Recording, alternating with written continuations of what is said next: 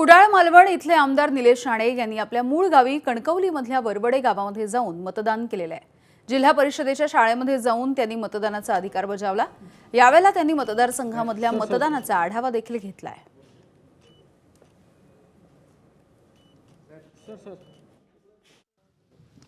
सिंधुदुर्ग जिल्ह्यामध्ये जिल्हा परिषद पंचायत समितीच्या निवडणुका आणि त्या निवडणुकींचं आज मतदान होत आहे।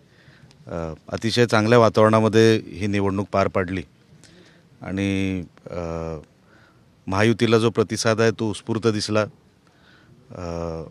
आणि मतदान पण तसं महायुतीच्या बाजूने होईल असं दिसतंय। लोकांनी आशीर्वाद दिले तर एक चांगली जिल्हा परिषद आम्ही चालू, जी मागची 27 वर्ष राणे साहेबांनी निष्कलंक जिल्हा परिषद चालवली, पारदर्शक चालवली, तर पुढची 5 वर्ष ही एक चांगली व्यवस्था जिल्हा परिषद पंचायत समितीच्या माध्यमातून जिल्ह्याला आम्ही देऊ, ही खात्री आम्ही प्रचाराच्या वेळेला लोकांना दिली।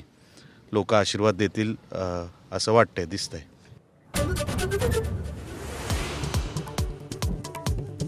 भाजपने मुंबई महानगरपालिकेसाठी मराठी उमेदवार दिल्यामुळे आम्ही अपशकुन करणार नाही। उद्धव ठाकरेंसोबतच्या बैठकीनंतर किशोरी पेडणेकर यांचं सूचक विधान। भाजपच्या रितू तावडे मुंबईच्या महापौर होणार, प्रदेशाध्यक्ष अमित साटम यांची घोषणा। तर शिवसेनेचे संजय घाडी यांची उपमहापौर पदासाठी निवड, 11 तारखेला औपचारिक घोषणा।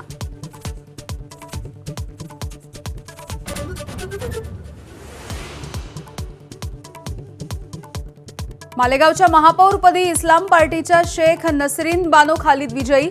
तर बांगलादेश रोहिंग्यांच्या नावाखाली लोकांना तुरुंगात टाकलं तोच मुद्दा पहिल्या महासभेमध्ये हाती घेणार, आसिफ शेख यांचा एल्गार।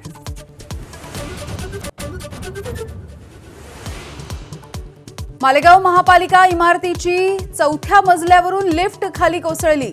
क्षमतेपेक्षा जास्त लोक असल्यामुळे दुर्घटना, सुदैवानं मोठी दुर्घटना टळली। भारत आणि अमेरिकेमध्ये व्यापार करार, कृषी उत्पादनं, औषधं, डेअरीसारख्या उत्पादनांवरती 0 कर, केंद्रीय मंत्री पियुष गोयल यांची माहिती।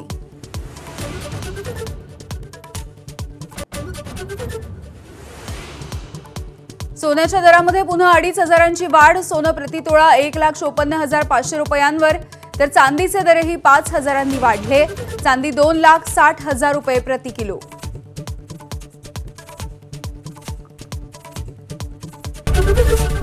एबीपी माझा, उघडा डोळे बघा नीट।